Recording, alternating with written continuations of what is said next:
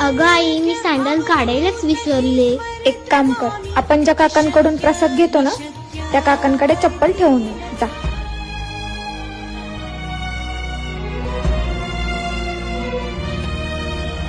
निराकार गुरु गुरु रे निर्गुण सूर्याचा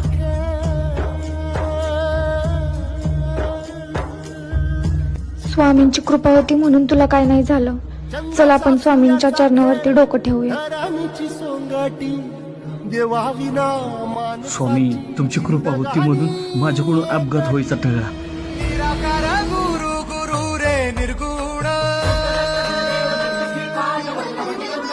गुरु सृष्टिकार गुरु विश्वंभर